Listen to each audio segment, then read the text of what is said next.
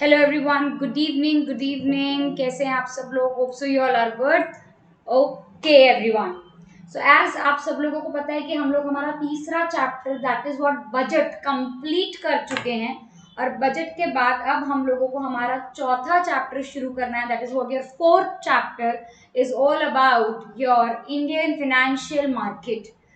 थोड़ा सा अगर आप नोट्स और मॉड्यूल में देखेंगे तो चैप्टर बहुत कॉम्प्लिकेटेड, बहुत बड़ा बड़ा और थियोरी थियोरी वाला दिखता है।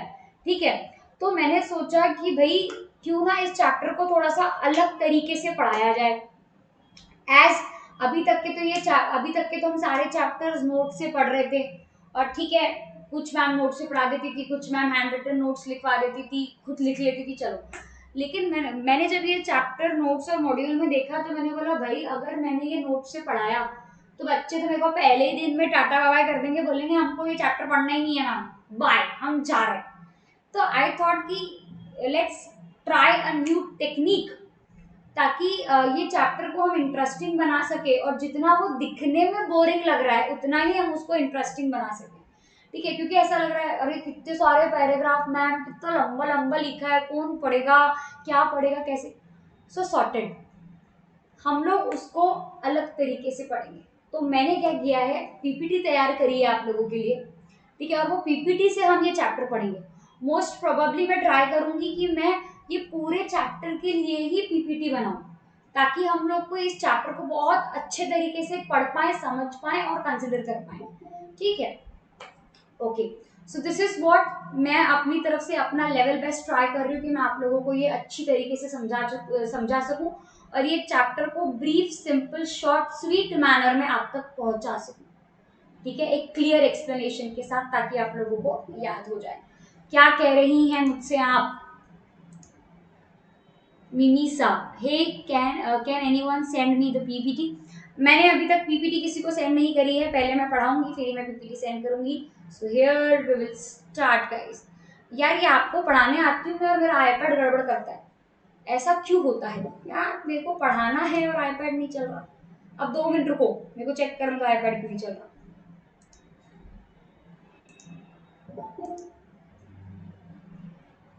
ऐसा ही क्यों? चलिए, अब हमारे आईपैड ने हमारा साथ देना शुरू कर दिया है। कभी कभी छोड़ देता है मेरा साथ ही मेरा आईपैड, कोई बात नहीं। ओके, चलिए सो शुरू करते हैं। Indian financial market. अब पहली बात तो आपके चैप्टर का नाम है इंडियन फाइनेंशियल मार्केट। आपके चैप्टर का नाम क्या है? Indian financial market. लेकिन इंडियन फाइनेंशियल मार्केट शुरू करने से पहले मैं आप लोगों को एक बेसिक बात बताना चाहूंगी कि इंडियन फाइनेंशियल सिस्टम क्या होता है। और जब हम लोग इंडियन फाइनेंशियल सिस्टम समझ लेंगे तो फिर हम लोगों को और आसानी हो जाएगी इंडियन फाइनेंशियल मार्केट पढ़ने के लिए। तो बेसिकली आज का लेक्चर ज्यादातर तो इंट्रोडक्टरी ही है। ठीक है, तो अब सबसे पहले समझते हैं कि इंडियन फाइनेंशियल सिस्टम क्या होता है। Indian financial system is nothing but is a system that allows transfer money between savers and borrowers। देखो क्या होता है, हमारे देश में दो तरीके के लोग होते हैं। एक वो होते हैं जिनके पास पैसा आइडियल पड़ा होता है, बहुत सारे पैसे होते हैं। और एक वो होते हैं जिन लोगों को पैसे की जरूरत होती है। तो दो तरीके के लोग हो गए, एक हो गए सेवर्स और दूसरे क्या हो गए? बोरोवर्स। मतलब कुछ लोग ऐसे हो गए जिनके पास असीम पैसा ऐसी पड़ा हुआ है आइडियल, जिनके पास सेविंग्स है। और कुछ लोग ऐसे हैं जिनके पास क्या है बेटा? पैसा नहीं है और जिनको पैसा चाहिए। तो अगर हम ऐसा कुछ जुगाड़ जमा दे कि इनके आइडियल पड़े हुए पैसे भी यूज हो जाए और जिन लोगों को पैसों की जरूरत है उनका भी काम निकल जाए, अगर हम ऐसा कुछ जुगाड़ अगर कर दें तो क्या हो जाएगा? हमारे पास जो रिसोर्सेस अवेलेबल है उसका ऑप्टिमम यूटिलाइजेशन हो जाएगा। बराबर, हमारे पास जो रिसोर्सेज अवेलेबल है, आइडियल रिसोर्सेज जो हमारे पास अवेलेबल है उसका ऑप्टिमम यूटिलाइजेशन हो जाएगा। और प्रॉपर तरीके से जो रिसोर्सेज इकोनॉमी में अवेलेबल है उसका यूटिलाइजेशन हो जाएगा। कैसे? सुनो, तो यही चीज करने के लिए एक सिस्टम आया जिसका नाम है फाइनेंशियल सिस्टम। यही चीज करने के लिए एक सिस्टम आया जिसका नाम है फाइनेंशियल सिस्टम। अब आपका जो फाइनेंशियल सिस्टम है वो एक प्लेटफॉर्म है जहां पे सेवर्स का भी प्रॉब्लम सॉल्व हो जाएगा और बोरोवर्स का भी प्रॉब्लम सॉल्व हो जाएगा। So financial system is a common platform for savers also and borrowers also. That is what lenders also and borrowers also. ये दोनों के लिए एक कॉमन प्लेटफॉर्म है. समझ में आया? अब आगे और क्या लिखा है पढ़ते फिर मैं और समझाती हूँ. Financial system is the most important institution and functional vehicle. Financial system is the most important institution and functional vehicle for economic transformation. अगर आपको आपकी इकोनॉमी में ट्रांसफॉर्मेशन चाहिए तो उसके लिए सबसे इम्पोर्टेंट चीज है आपका financial system. Finance is a bridge between present and future, whether and mobilization of saving or effective and adequate allocation of investment. Simple बात में वो क्या बोल रहा है कि फाइनेंस जो है वो आपका गैप ब्रिज करता है बिटवीन प्रेजेंट एंड फ्यूचर. ठीक है, अब कैसे? अब सुनो मेरी बात ध्यान से. अब एक्चुअली मीनिंग मैंने बता दिया, अब ध्यान से सुनो. ये है आपके सेवर्स. ठीक है, जिनके पास बहुत सारा पैसा पड़ा है, आइडियल पड़ा है, कोई यूज ही नहीं आ रहा, इसका मतलब रिसोर्स वेस्ट हो रही है. ये बोल रहे हैं हमारे पास तो ये ऐसी पैसा पड़ा हुआ है, बहुत पड़ा हुआ है, कोई यूज ही नहीं आ रहा वो रिसोर्स का, और आइडियल पड़ा हुआ है. और ये है बेचारे borrowers. Don't go on my drawing. ये है हमारे बोरोवर्स, जिन लोगों को पैसे की बहुत जरूरत है और जिनका काम पैसे के कारण क्या हुआ है बेटा, अटका हुआ है. ये बोरोवर्स वो लोग हैं जिनको पैसे की बहुत जरूरत है और जिनका काम पैसे के कारण अटका हुआ है. ये लोग पैसे नहीं है इस कारण से बिजनेस नहीं कर पा रहे, ये लोग पैसे नहीं है इस कारण से बहुत सारी चीजें नहीं कर पा रहे. तो प्रॉब्लम क्रिएट हो गई. भैया हमारे पास इकोनॉमी में रिसोर्सेस है, फिर भी उसका यूटिलाइजेशन नहीं हो रहा है, क्योंकि सेवर्स के पास तो अनयूटिलाइज पड़ी है ना रिसोर्सेस. पैसा जो है अनयूटिलाइज पड़ा है, और बेचारे एक तरफ वो लोग हैं जिनको पैसे की बहुत जरूरत है. तो हमने सोचा क्यों ना इन दोनों के बीच का गैप ब्रिज कर दिया जाए, क्यों ना इन दोनों के बीच की प्रॉब्लम सॉल्व कर दी जाए. और इन दोनों के बीच की प्रॉब्लम को सॉल्व करने के लिए जो सल्यूशन हमने निकाला वो ये था. जो सल्यूशन हम लोगों ने निकाला वो ये था.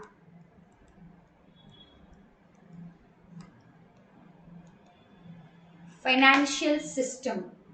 जो सल्यूशन हम लोगों ने निकाला इन दोनों के बीच का गैप ब्रिज करने के लिए वो क्या था, financial system. So financial system हमारा एक प्लेटफॉर्म बन गया जहां पे बोरोवर्स आएंगे दौड़ के पैसे मांगने, और सेवर्स आएंगे अपने पैसे को वहां पे इन्वेस्ट करने, यूटिलाइजेशन करवाने. इसी को तो बोलते हैं mobilization of money, mobilization of saving.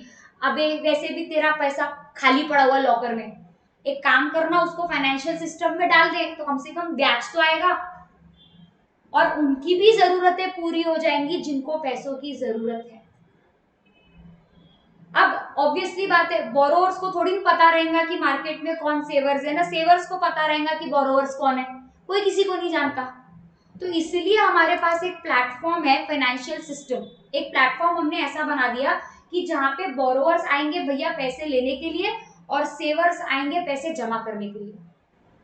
तो सेवर्स वहां पे गए पैसे जमा करने के लिए और बोरोवर्स वहां पे गए पैसे मांगने के लिए. क्या फाइनेंशियल सिस्टम ने दोनों की प्रॉब्लम को सॉल्व कर दिया? क्या एक कॉमन प्लेटफॉर्म ने दोनों की प्रॉब्लम को सॉल्व कर दिया, जहां पे बोरोवर्स और सेवर्स दोनों की प्रॉब्लम क्या हो रही है, सॉल्व हो रही है.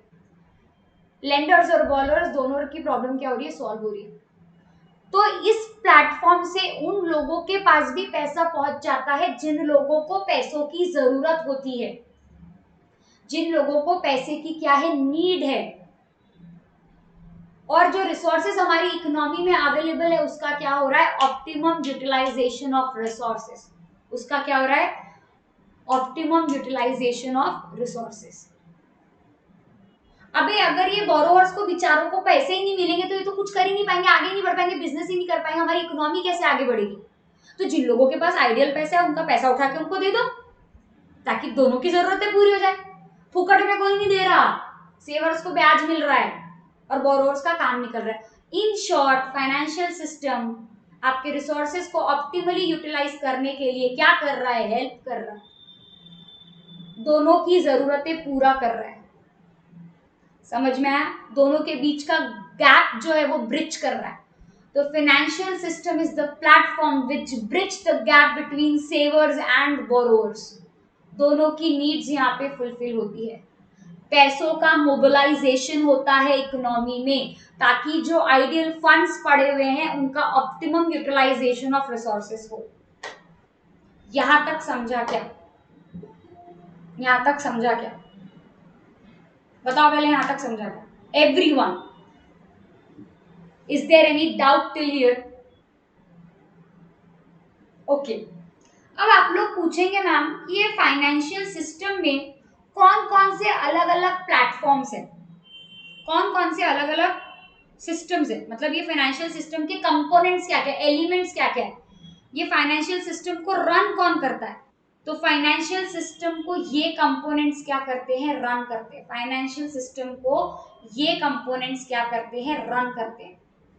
फाइनेंशियल इंस्टीट्यूशन, मतलब ये फाइनेंशियल सिस्टम के अंदर कंपोनेंट्स हैं जो गैप ब्रिज करने के लिए हेल्प आउट करते हैं। फाइनेंशियल सिस्टम के ये क्या है?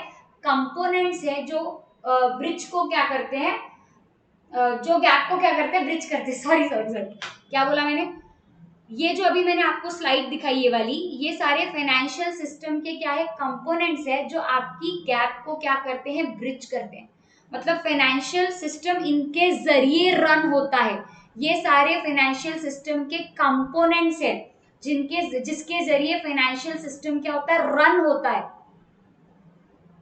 जैसे मैंने आपको बताया ना, पैसा इधर से उधर होता है, सेवर से बोरोवर तक जाता है पैसा, ये प्लेटफॉर्म को यूज करके। तो कुछ तो ऐसे कंपोनेंट्स होंगे, कुछ तो ऐसे इंस्टीट्यूशंस होंगे जो पैसों को लेके उधर पहुंचाएंगे। इधर से पैसा लिया, उधर पहुंचाया, होंगे ना ऐसे कुछ लोग। तो वो पैसा इधर से उधर पहुंचाने का काम ये कंपोनेंट्स करते हैं। सो फाइनेंशियल सिस्टम के कुछ कंपोनेंट्स है जो पैसा इधर से उधर मोबिलाइज करने का काम करते हैं। सेवर से लिया, बोरोवर तक पहुंचाया, सेवर से लिया, बोरोवर तक पहुंचाया। ये कौन करेगा? मीडिएटर कौन है? ये फाइनेंशियल सिस्टम के कंपोनेंट्स मीडिएटर है। समझ में आया क्या? दोनों की जरूरतें पूरी करने के लिए फाइनेंशियल सिस्टम के कंपोनेंट्स है। इनके जरिए सेवर से पैसा लिया जाएगा और बोरोवर्स तक पहुंचाया जाएगा। अब कौन कौन से फाइनेंशियल कंपोनेंट्स है? Financial institutions.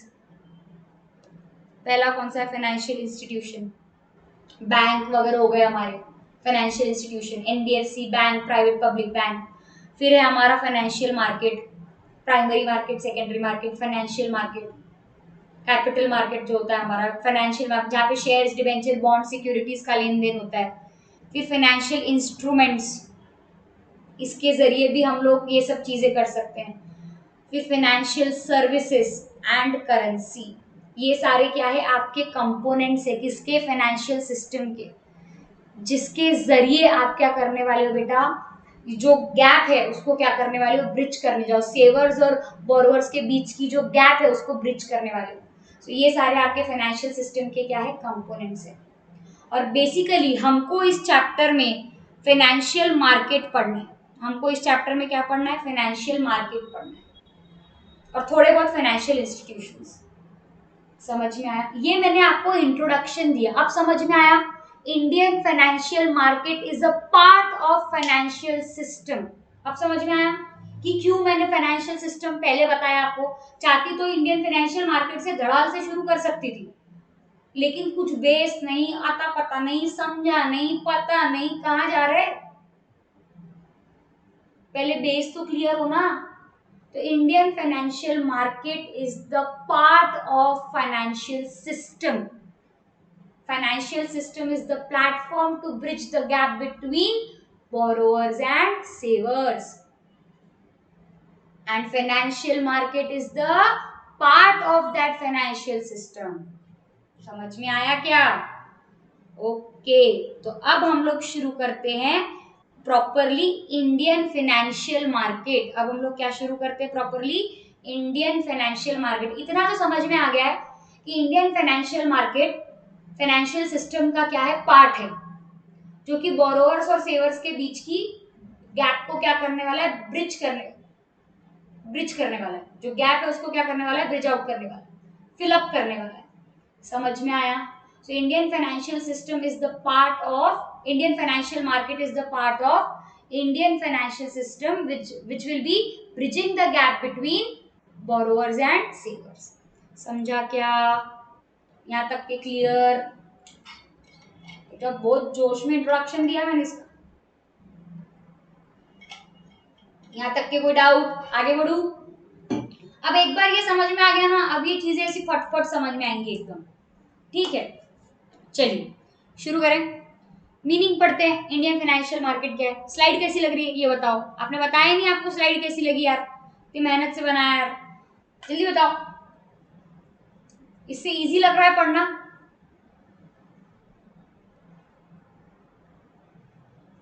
गुड, ऐसे आंसर देते रहने का अच्छा लगता है हमको।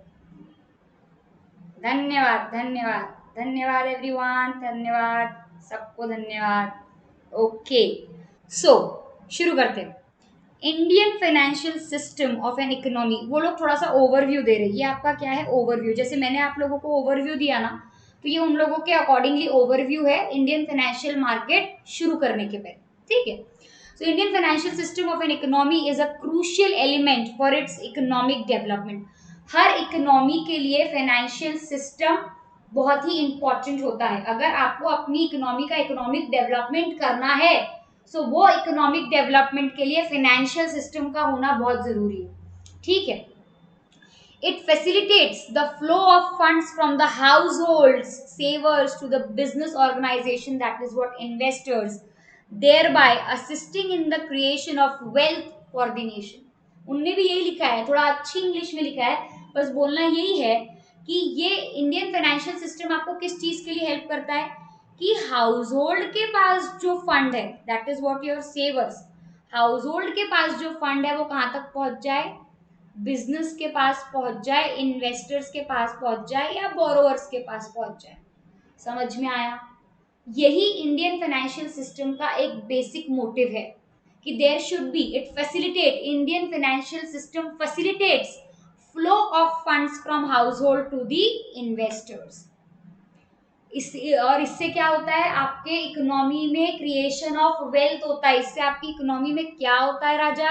इससे आपकी इकोनॉमी में वेल्थ का क्या होता है? क्रिएशन होता है। क्या होता है? वेल्थ का क्रिएशन ऑफ वेल्थ होता है। आपकी इकोनॉमी में क्या होता है? Creation of wealth. अरे समझा क्या? ठीक है, mainly the financial system of a country is concerned with the following.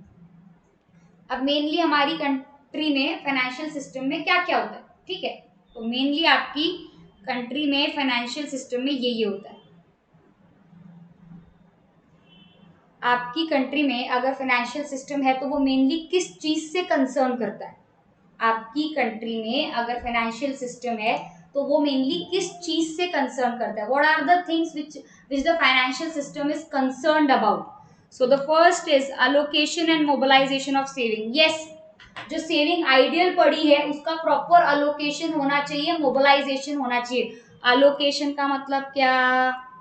Distribution. तो जो सेविंग आइडियल पड़ी है उसका प्रॉपर अलोकेशन और मोबिलाइजेशन होना चाहिए। ये एक इम्पॉर्टेंट मैटर है किसका? फाइनेंशियल सिस्टम का। ठीक है, प्रोविजन ऑफ फंड्स, जो प्रॉपर फंड्स आपके पास अवेलेबल है, जो फंड्स आपके पास अवेलेबल उसका प्रॉपर प्रोविजन होना चाहिए, प्रॉपर जगह पे यूटिलाइजेशन होना चाहिए। Facilitating the financial transaction, financial transaction को आगे बढ़ाने के लिए फाइनेंशियल सिस्टम आपकी क्या करता है? मदद करता है।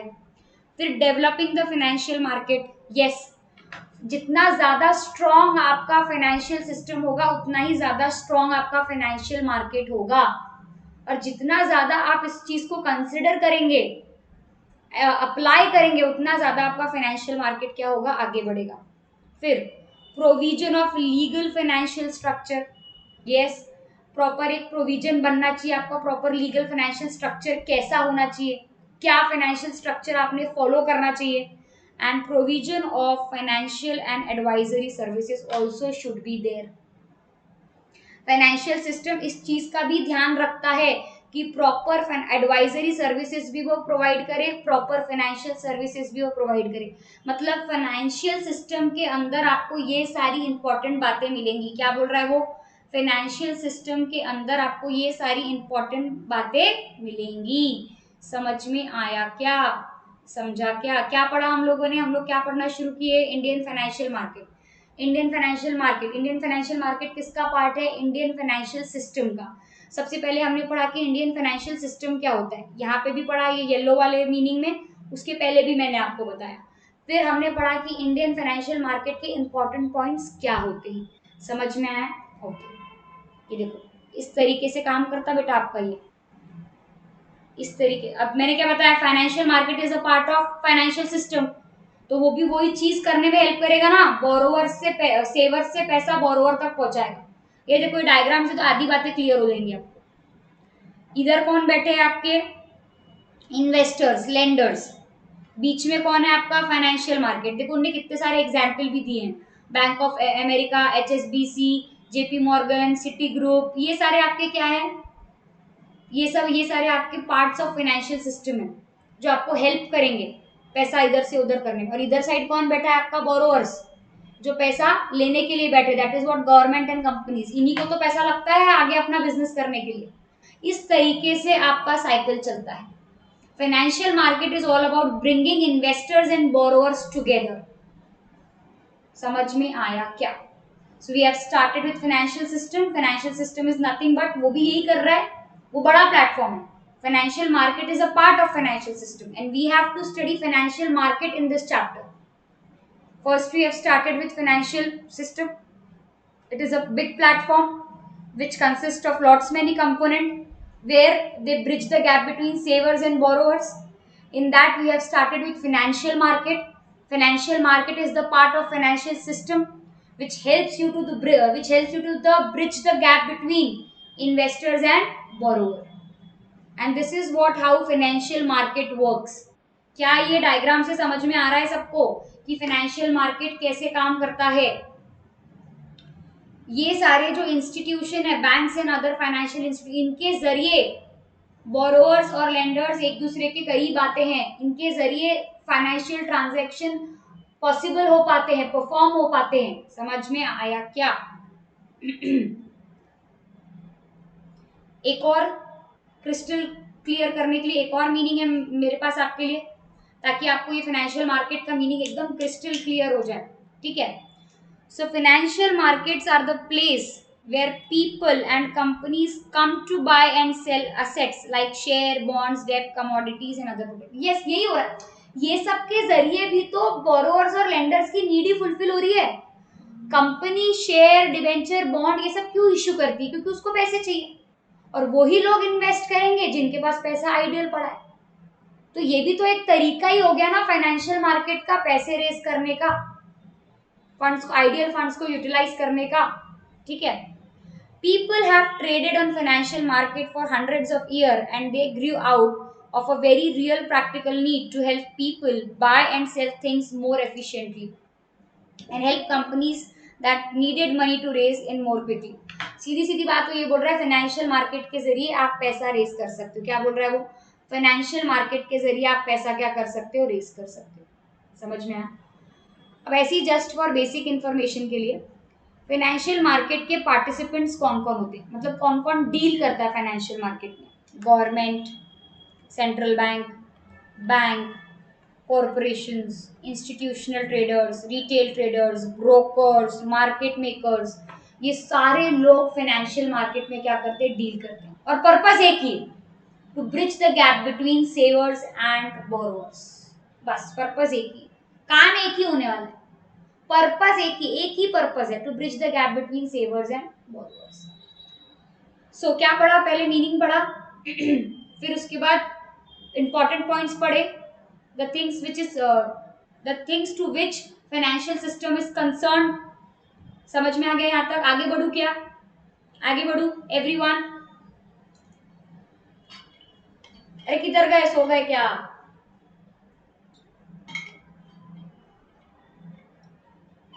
Okay, next is the important features of financial market are. Market खा गई मैं, सॉरी, हो सकता है उस समय पे मुझे भूख लग गई हो, तो ऐसा हो जाता है कभी कभी। Important features of financial market are, क्या क्या इंपॉर्टेंट फीचर्स है फाइनेंशियल मार्केट के? पहला, it plays an important role in economic development of the country. Obviously आपकी इकोनॉमी में इकोनॉमिक डेवलपमेंट के लिए financial market is a very very very important aspect, क्योंकि फाइनेंशियल मार्केट के जरिए आप अपने आइडियल फंड्स को ऑप्टिमली यूटिलाइज कर रहे हो। अगर फाइनेंशियल मार्केट नहीं होता तो लोगों के पास पैसा सड़ रहा होता और बेचारे वो लोग मर रहे होते जिनको उसकी जरूरत होती। तो आपकी इकोनॉमी इतनी आगे बढ़ती ही नहीं, आपकी कंट्री में बिजनेस सेक्टर में इतना डेवलपमेंट आता ही नहीं। अगर ये पैसों की रोलिंग रुक गई ना तो कुछ नहीं होने वाला, क्योंकि हर वो बिजनेस जो बहुत बड़े फंड पे टिका हुआ है वो इसलिए टिका हुआ है क्योंकि उसको पैसा मिल रहा है मार्केट से। अगर पैसा ही नहीं मिलेगा बिजनेस को तो फिर वो आगे कैसे बढ़ेगा? इकोनॉमिक डेवलपमेंट कैसे होगा? जीडीपी कैसे बढ़ेगा? मार्केट कैसे बढ़ेगा? कुछ भी नहीं होगा ना फिर तो, क्योंकि लोगों के पास पैसा ही नहीं है तो लोग बिजनेस करने की हिम्मत ही नहीं करेंगे।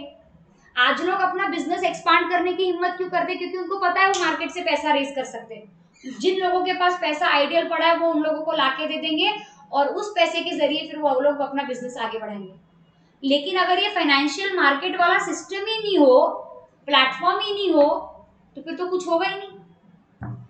Second point, it encourages both saving and investment. Yes, दोनों होता है। सेविंग करोगे तभी तो इन्वेस्टमेंट करोगे, बिना सेविंग के क्या इन्वेस्टमेंट कर लोगे?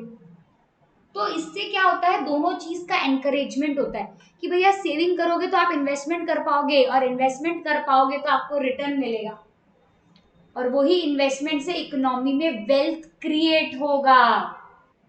समझ में आया क्या? भले ही जिसने इन्वेस्ट किया है उसको रिटर्न मिल रहा है, अरे लेकिन जिसको दिया है पैसा वो भी तो उससे पैसा ही कमाएगा ना। मैंने आगे वाले को 100 रुपए दिए, वो 100 रुपए से उसने 150 कमाए, उसमें से 10 मेरे को दिए, 40 तो खुद रखेगा ना। यानी इकोनॉमी में पैसे से पैसा बढ़ ही तो रहा है ना। समझ में आया क्या? सो इससे सेविंग और इन्वेस्टमेंट दोनों को क्या होगा, मोटिवेशन मिलेगा। Third, it links सेवर्स and investment. Yes, अभी इतनी बार तो पढ़ लिए कि फाइनेंशियल मार्केट जो है वो सेवर्स और इन्वेस्टर्स के बीच का क्या है बेटा, लिंक है। लिंक दोनों के बीच का क्या है, लिंक है। जिनको पैसे चाहिए और जिनके पास पैसे है, दोनों के बीच का गैप कौन ब्रिज करता, फाइनेंशियल मार्केट। समझा क्या? It assist in capital formation. आपकी कंट्री में कैपिटल फॉर्मेशन क्रिएट करने के लिए आपको फाइनेंशियल मार्केट बहुत हेल्प करता है। And capital formation is a very important thing. Capital formation पता है आपको कैसे होता है? सेविंग करोगे, सेविंग से करोगे इन्वेस्टमेंट, और जब इन्वेस्टमेंट कर दोगे तो उससे हो जाएगा आपका कैपिटल फॉर्मेशन। जैसे आप ये बड़ी बड़ी इंडस्ट्रीज बनती है, बड़ी बड़ी machinery, equipments, metro, road, bridge, train, ये सब क्या है, it is a part of capital formation. और ये किसकी वजह से होता है? सेविंग होगी, सेविंग के कारण इन्वेस्टमेंट होगा और इन्वेस्टमेंट से क्या होगा, कैपिटल फॉर्मेशन होगा। और एक इकोनॉमी को सक्सेसफुली चलाने के लिए कैपिटल फॉर्मेशन मस्ट नीडेड होता है। फिर उसके बाद it facilitate expansion of financial market. Yes, जितना ज्यादा आप डील करोगे फाइनेंशियल मार्केट में उतना ज्यादा वो क्या करेगा, ग्रो करेगा। अब मैम ये फाइनेंशियल मार्केट में क्या क्या चीजें होती है, फाइनेंशियल सेक्टर में क्या क्या चीजें होती हैं जिसके जरिए हम डील करेंगे, जिसके जरिए ये गैप ब्रिज होगा? सो it is all about commercial bank होते हैं। ये कंपोनेंट्स है, एलिमेंट्स है, इसको हम कंपोनेंट्स भी बोल सकते, एलिमेंट्स भी बोल सकते, एनीथिंग। इनके जरिए गैप ब्रिज होगा, ठीक है। Commercial bank, insurance company, NBFC, non banking financial companies, ये सब आगे अपने को डिटेल में पढ़ना है, अभी तो हम सिर्फ हेडिंग पढ़ रहे हैं। कॉर्पोरेटिव्स, पेंशन फंड्स, म्यूचुअल फंड्स, ये सब क्या है? These are the components which will help you to bridge the gap between savers and the borrowers. So these are the components which will help you to bridge the gap between savers and the borrowers. With the help of all these financial sector components, you can bridge the gap between savers and the borrowers. Got it? Got it? और आज का हमारा last concerned topic है noteworthy development in Indian financial ecosystem. क्या पढ़ने वाले हैं हम लोग? Noteworthy development in Indian financial ecosystem. कौन कौन से ऐसे डेवलपमेंट हुए हैं, कौन कौन सी चीजें हमने ऐसी परफॉर्म करी जिसके कारण हमारा इंडियन फाइनेंशियल इकोसिस्टम डेवलप हुआ है, कौन कौन से इनिशिएटिव लिए गए हैं जिसके कारण हमारा इंडियन फाइनेंशियल सिस्टम क्या हुआ है, डेवलप हुआ है, ग्रो हुआ है। ये कुछ बेसिक पॉइंट्स है, हमको पता होनी चाहिए। उससे पहले मेरे को बताओ यहाँ तक कोई doubt? Any doubt? Is there any doubt?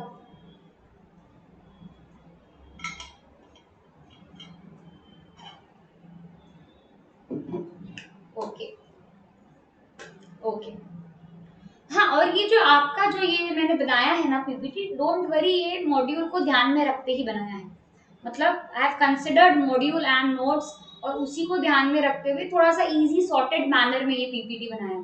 तो ऐसा मत सोचना कि PPT is not connected to your module, module से कुछ छूटा है, नो, इतना बड़ा मिस्टेक मैं नहीं करूंगी गाइस। ओके,